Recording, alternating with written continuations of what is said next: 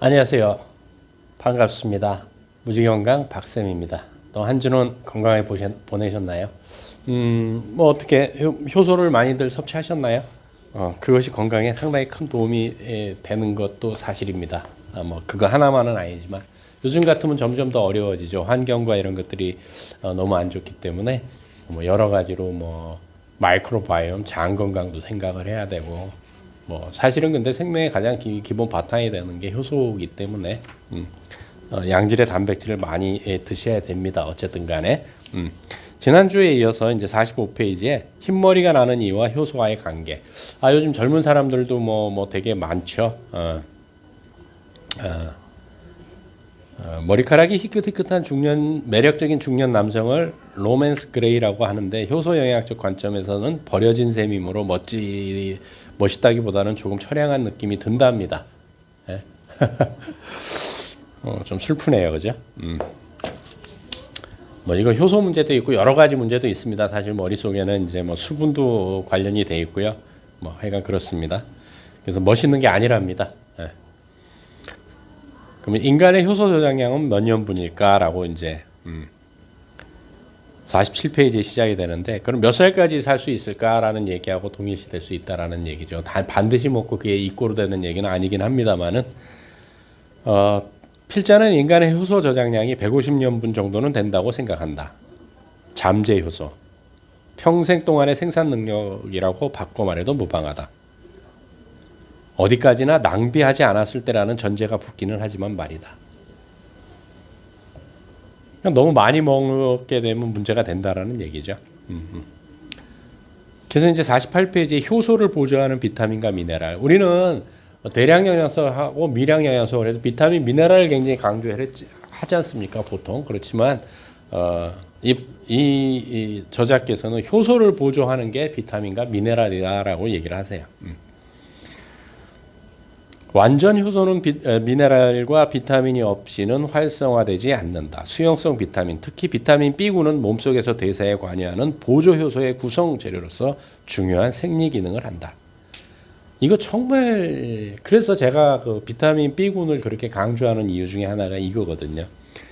보조 효소의 구성 요소가 비타민 B군이에요. 그래서 우리가 음식물을 먹어도 효소가 아무리 많아도 비타민 B와 티아민이 없으면 차에 시동이 안 걸리는 거거든요.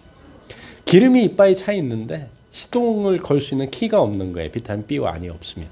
그래서 효소하고 비타민 비타민 B군은 정말 정말 중요한 얘기예요. 그래서 여기 계속 나오는데 비타민 B와는 당질 대사의 보조 효소로서 비타민 B6는 아미노산과 단백질의 보조 효소로서 니아신은 산화와 환원의 탈수소 효소로서 활동한다. 뭐 그래서 미네랄의 경우는 뭐 이렇게 쭉 나옵니다. 이거 막 그림까지 다 나오고 뭐 이렇게 굉장히 중요하기 때문에 이렇게까지 설명을 하시는 거예요. 비타민 B군이 얼마나 중요한지 아셔야 됩니다. 사실은. 그래서 뭐 또 이제 분명히 모든 효소는 단백질을 포함하고 있다. 그러나 생명력으로서의 효소의 활동과 골격인 단백질은 관계가 없다. 효소에 들어있는 단백질은 그 효소를 몸속에 필요한 장소에 보내기 위한 운송 담당에 불과하다. 사실은 많은 착각을 하시는 게 일반인들이 착각을 하시고 아마 제 구독자분들도 그런 부분은 좀 착각을 하시는 부분이 있는 것 같아요. LDL, HDL, 콜레스테롤 그 LDL, HDL 자체가 나쁘다고 생각을 하시는데 사실은 LDL, HDL은 단백질이거든요. 단백질. 지단백이라고 그러잖아요. 그래서 이 책에도 친절히 그 얘기가 나와요. LDL과 HDL 등의 지단백질이 혈액 속에서 콜레스테롤을 운반하는 것과 마찬가지다. 효소를 둘러싸고 있는 단백질, 효소의 재료가 단백질이라는 게 아니고 거기서처럼 단백질이 효소를 운반하는 운반체라는 얘기를 더더욱 강조하시는 거예요. 그래서 55페이지에 보게 되면 우리의 몸은 음식의 종류에 따라서 맞춰서 알맞은 소화 효소를 선택해 분비한다.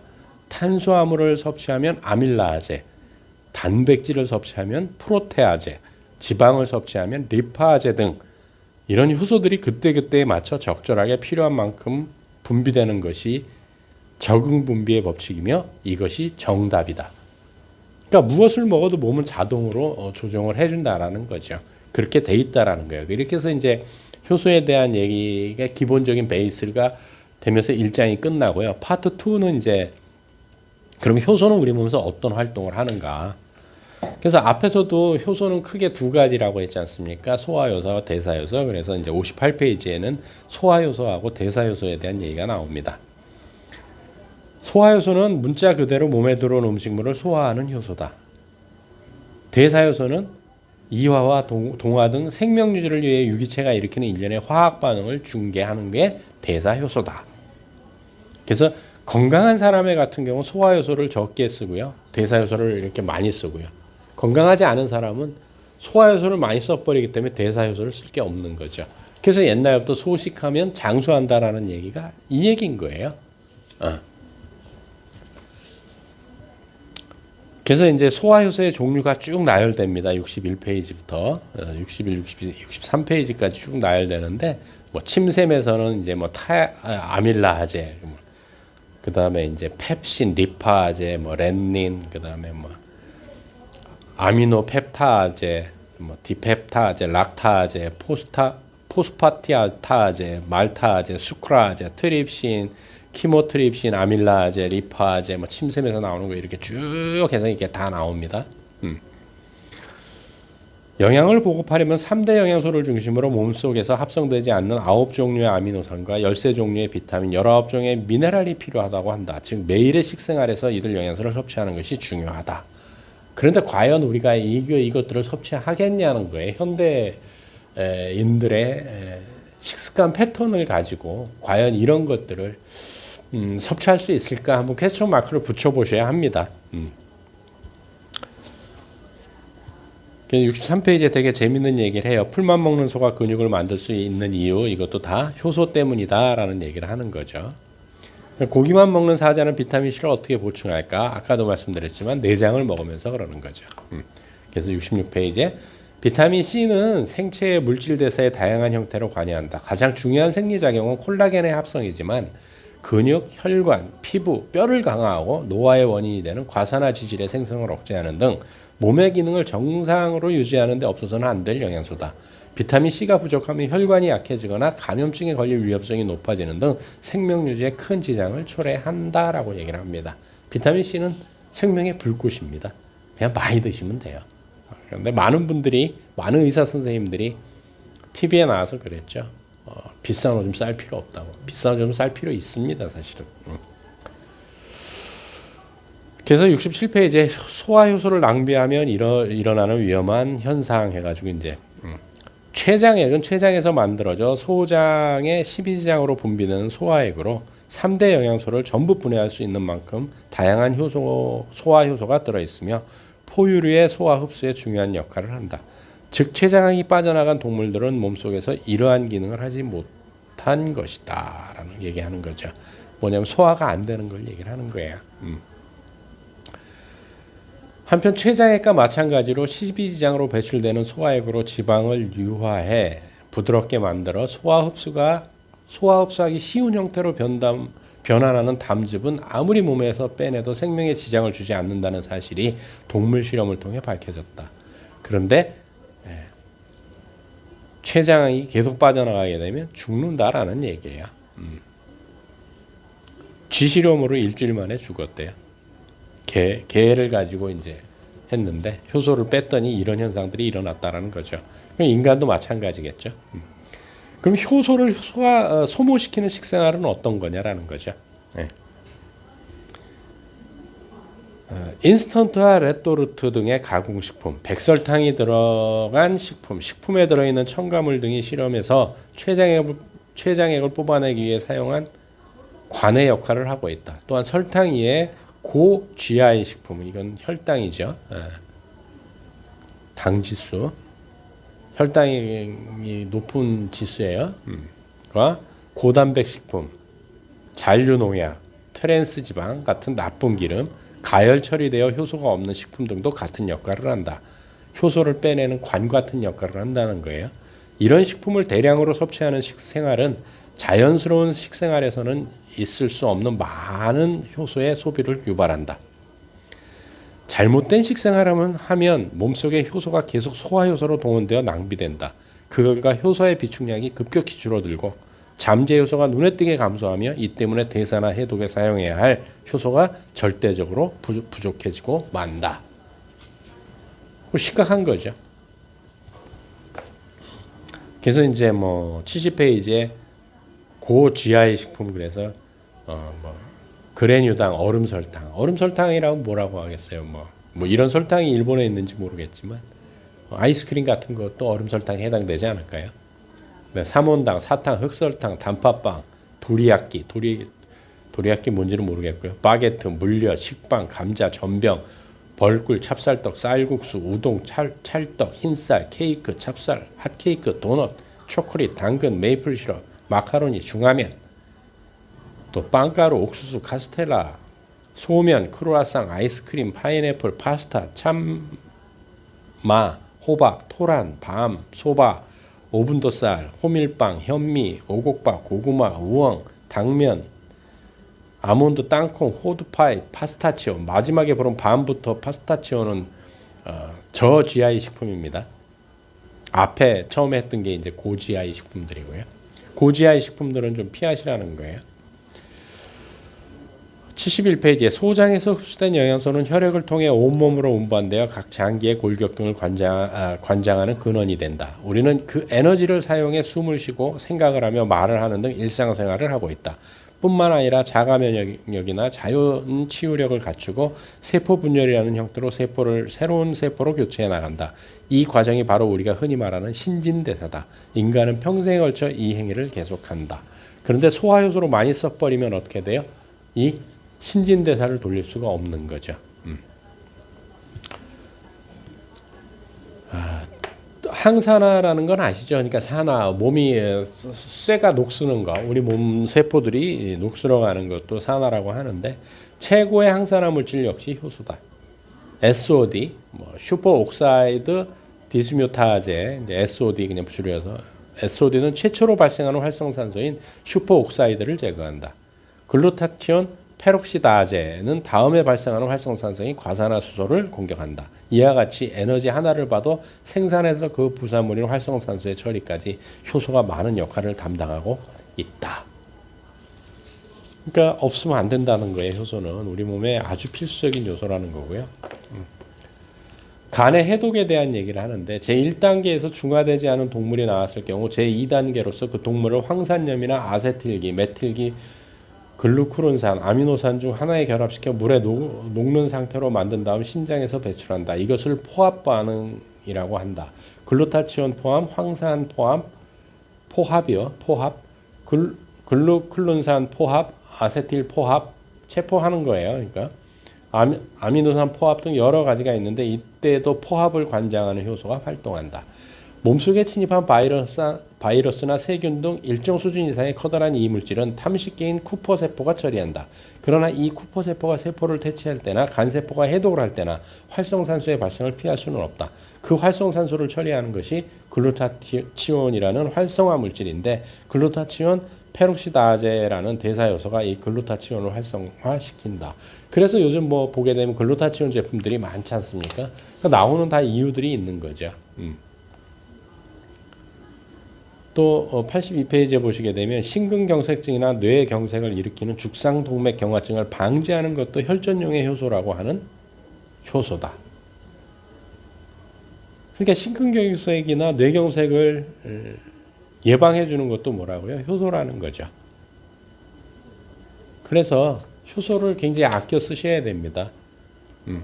이렇게 해서 파트 2가 끝나고 파트 3에는 가열식이 효소를 감소시킨다. 그러게 끓여 먹거나 튀겨 먹거나 삶아 하여간 그런 것들이 50도가 넘어가게 되면 효소 파괴된다는 얘기예요.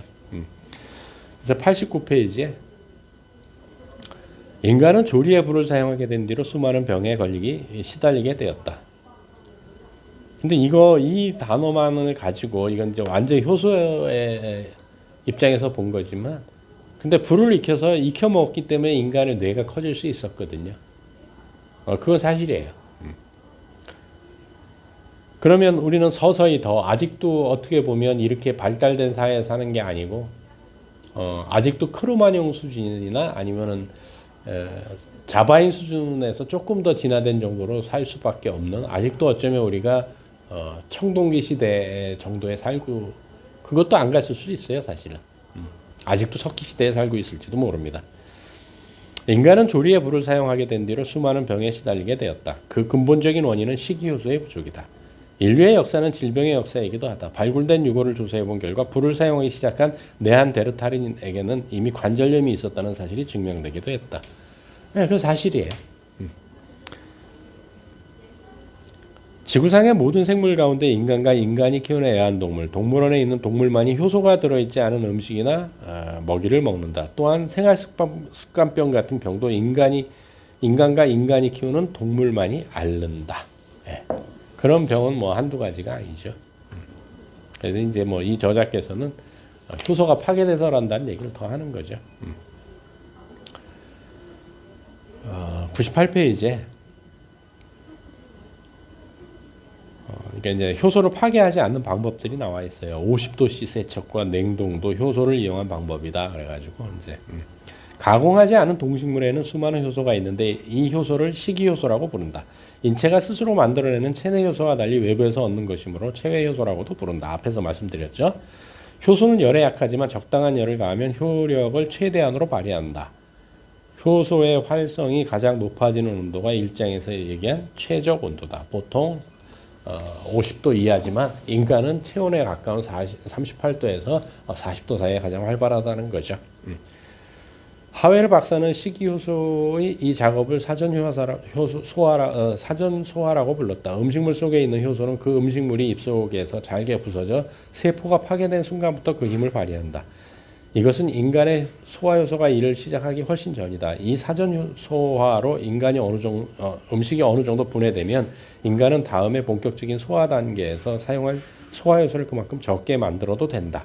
그리고 이렇게 절약된 효소는 대사효소로 사용된다. 이것이 건강과 장수의 비결이다. 결국 이렇게 하기 위해서는 뭐예요? 팔팔 끓여 먹지 말고 잘 씹어야 된다는 거죠. 세포막을 터트려야 되니까.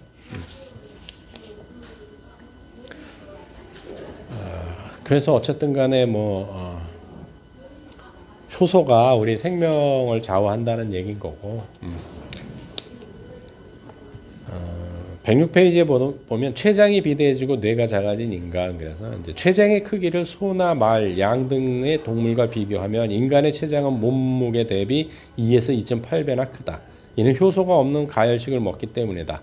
따라서 더 많은 소화효소를 만들어야 하기 때문에 췌장을 분비하는 췌장이 비대해진 것이다. 침샘도 같은 이유에서 비대해졌다. 원래 타액 속에 있는 아밀라제라는 소화효소를 대량으로 가지고 있는 동물은 인간뿐이다. 그래서 신선한 채소와 과일에는 비타민이나 미네랄과 함께 이 효소가 풍부하게 들어있다. 그래서 채소를 많이 먹어야 된다라는 얘기를 또 하시는 거예요. 좀 그렇죠.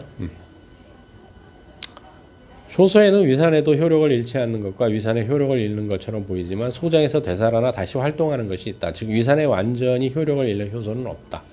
그러니까 위산에서 파괴됐다라는 얘기는 아니니까 안심하고 드셔도 됩니다. 암과 효소의 관련성, 그래서 111페이지에 나오는데, 첫째, 소화가 잘 돼 영양소를 원활하게 흡수할 수 있다. 효소가 많이 들어있는 식품을 먹으면 몸이 좋아지는 이유 첫 번째가 영양소를 원활하게 흡수할 수 있다는 거고요. 둘째, 장내 부풀을 줄여 장관 면역의 향상으로 이어진다. 면역력을 끌어올린다는 얘기죠.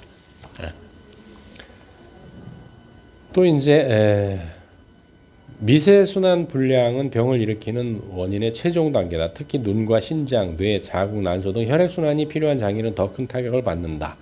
순환이 안 될 때 얘기예요. 난종이나 자궁근종, 신장병, 안질환, 하지정맥류, 뇌경색 등은 이 미세순환 불량에서 기인한다. 치질이나 손발의 냉증도 마찬가지다. 다 모세혈관이 있는 것이죠. 113페이지에 아주 중요한 얘기가 있어요. 호흡효소를 발견해 노벨 생리의학상을 받은 독일의 바르부르크 박사도 암은 우선 산소가 없는 곳에서 생긴다라고 말했다. 이 적혈구의 연동, 그러니까 흐름이 안 좋은 거, 이걸 푸는 힘도 효소만이 가지고 있다.